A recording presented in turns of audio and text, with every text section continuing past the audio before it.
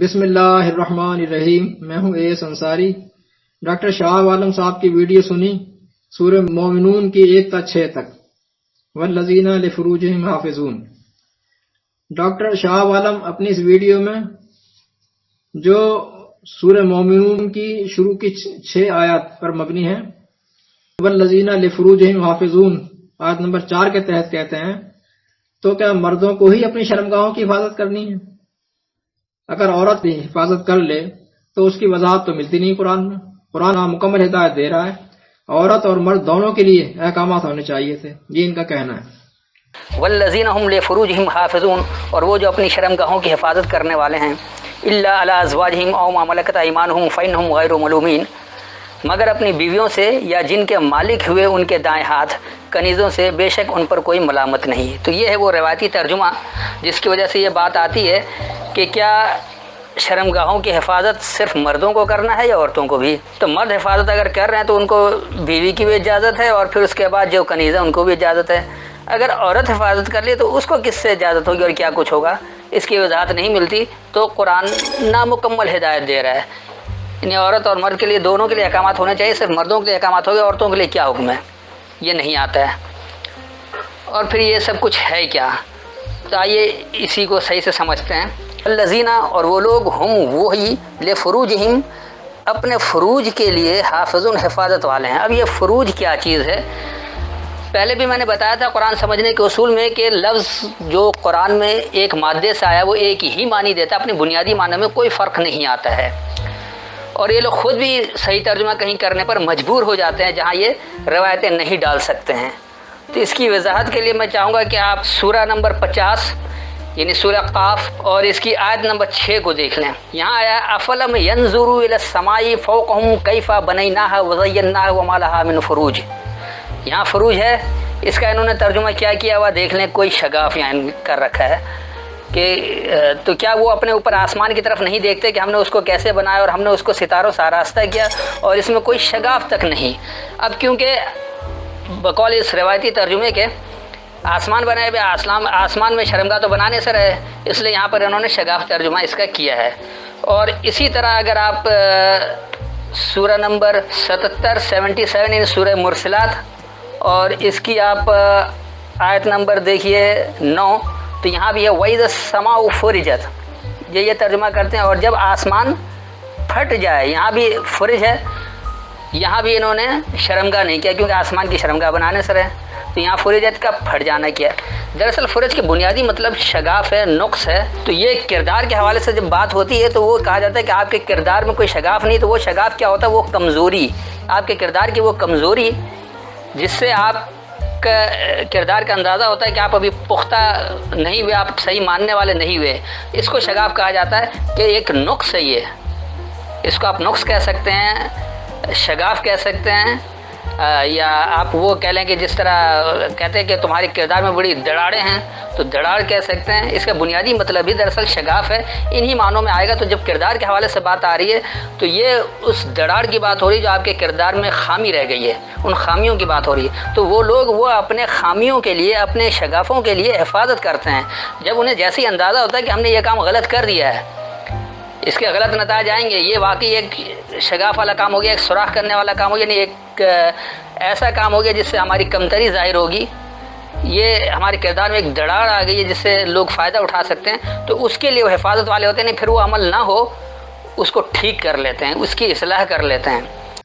اب ان کی لائن میں ملاحظہ کیجئے، قرآن میں آتا ہے کہ والحافظین فروجہم والحافظات، والحافظین فروجہم والحافظات 33 کے 35، والحافظین فروجہم یعنی اپنے شرمگاہوں کی، اپنے فروج کی حفاظت کرنے والے مرد، والحافظات اور عورتیں دونوں۔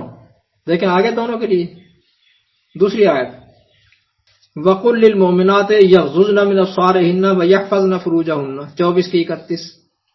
وَقُلْ لِلْمُؤْمِنَاتِ، اور آپ کہہ دیجئے کہ مومنات سے، يَغْضُضْنَ مِنْ أَبْصَارِهِنَّ کہ اپنی نظروں کو کنٹرول رکھا کریں، نیچی رکھا کریں، وَيَحْفَظْنَ فُرُوجَهُنَّ اور اپنے فروج کی، اپنی شرمگاہوں کی حفاظت کیا کریں 24 کی 31۔ دیکھا جناب، یہ تو کہتے ہیں کہ عورتوں کے لیے ہے ہی نہیں ہے کام، یہ کہاں سے آ گئے؟ آپ اس کو لا علمی کہہ لیں، میں اس کو لا علمی نہیں کہوں گا، میں اس کو فراڈ مانتا ہوں۔ فراڈ اور لا علمی میں فرق ہوتا ہے جو میں اچھی طرح سمجھتا ہوں. اب آتے ہیں لفظ فرج جمع فروج پر کہ اس کے کیا معنی ہے. فرجا یفرجو فرجن باب ضربا یضربو سے اس کے معنی ہے کسی چیز میں شگاف ڈالنا، درار ڈالنا. وَإِذَا السَّمَاءُ فُرِجَتْ 77/9 اور جب آسمان میں جو ہے وہ درار ڈال دی جائے گی، شگاف ڈال دیا جائے گا 77/9. فرجن جمع فروجن یہ اسم آ گیا، یہ ہے اسم شگاف اور درار اس کے معنی ہوں گے. وما لہا من فروج 50 کی 6 50/6 اور آسمان میں نہیں ہے کوئی فروج یعنی کوئی شگاف اور کوئی دراڑ، آسمان میں نہیں ہے کوئی دراڑ. جناب یہ کہتے ہیں کہ آسمان میں کون سی شرمگاہ ہے، اس کا ترجمہ شرمگاہ کر دیا. آسمان میں کون سی شرمگاہ ہے؟ آسمان میں جو فرج ہے کیا اس کو شرمگاہ کہتے ہیں؟ جو انہوں نے اس کا ترجمہ یہاں فرج کر دیا، شرمگاہ کر دیا. تو مسٹر یہ لفظ جب انسانوں کے لیے آئے گا، انسانوں کے لیے، جب آسمان کے لیے آئے گا تو آسمان کے شگاف، جب انسانوں کے لیے آئے گا تو انسان کے شگاف. اور انسان کے شگاف کے لیے بولا جاتا ہے تو انسان کا شگاف جب کہیں گے تو یہ استعارتاً ان کے پرائیویٹ پارٹ کے لیے استعمال ہوتا ہے اور ہر شخص کو جانتا ہے، کیونکہ انسان کی فطرت ہے کہ وہ اپنے پرائیویٹ پارٹس کو چھپاتا ہے، شرماتا ہے، اس کو ظاہر نہیں کرتا اگر اس میں حیوانیت نہ ہو تو. مومن ہو یا مومن مرد ہو یا عورتیں، انہیں کے لیے قرآن کہہ رہا ہے وہ اپنی شرمگاہوں کو محفوظ رکھتے ہیں، سیکیور رکھتے ہیں.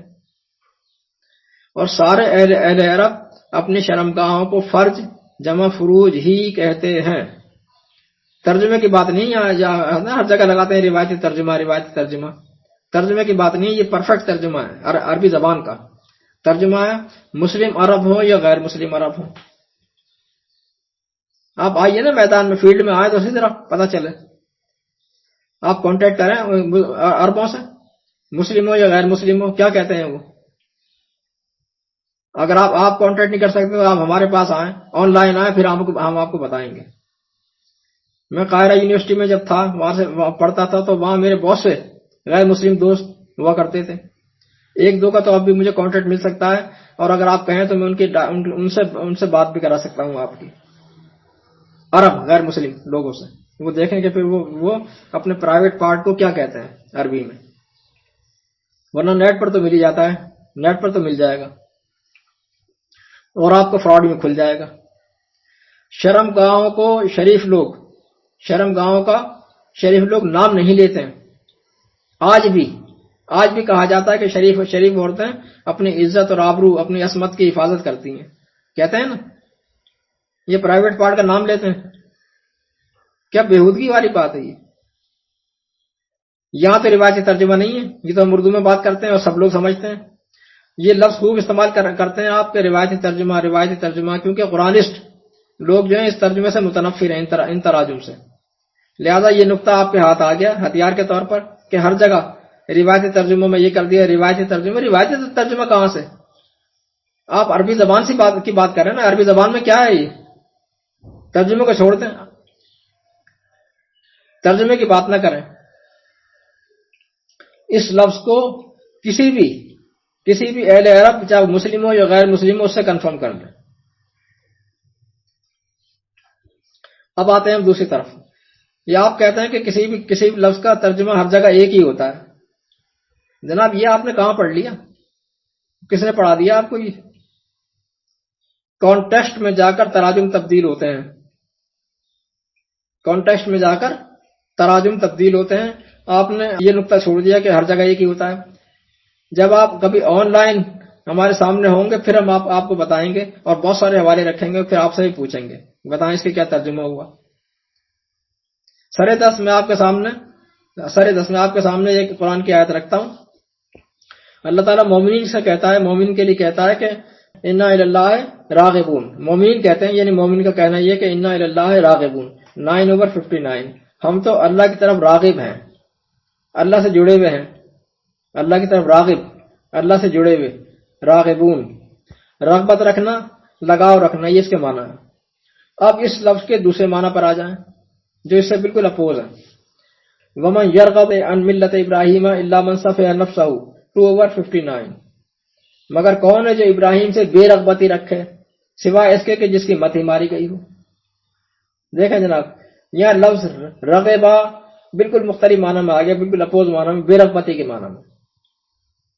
معنی اپنے کانٹیکسٹ میں جا کر تبدیل ہوتے ہیں، لاحقات کے ساتھ مل کر تبدیل ہوتے ہیں، حروف جارہ کے ساتھ مل کر تبدیل ہوتے ہیں، اور ہر جگہ تبدیل ہوتے ہیں. اور یہ نہ صرف عربی میں بلکہ ہر زبان میں، انگلش میں بھی اور فارسی میں بھی، اردو میں بھی، اور تمام اہل علم جانتے ہیں اس بات کو. میں آپ کی بات نہیں کر رہا ہوں، میں اہل علم کی بات کر رہا ہوں. آپ نے تو ٹھانی ہوئی ہے کہ مسلم معاشرے میں گند پھیلانے کی، خنزیر، شراب، زنا اور ہر طرح کی بےہودگیاں عام کرنے کی، جنہیں قرآن نے ممنوع قرار دے رکھا ہے. آپ نے مختلف ہیرے بہانوں سے اور روایتی ترجمے کا بہانہ کر کے انہیں غیر ممنوع قرار دینے پر تلے ہوئے ہیں.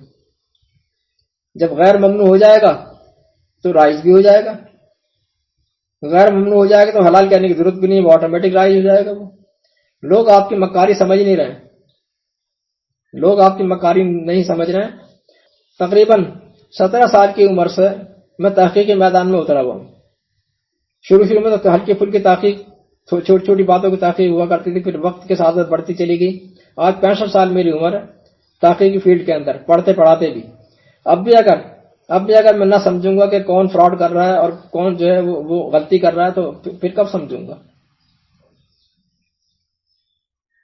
لوگ کہتے ہیں نرم رویہ رکھنے کے لیے، نرم رویہ سیکھنے والوں کے لیے ہوتا ہے، سیکھنے والوں کے لیے، بہکانے والوں کے لیے نہیں.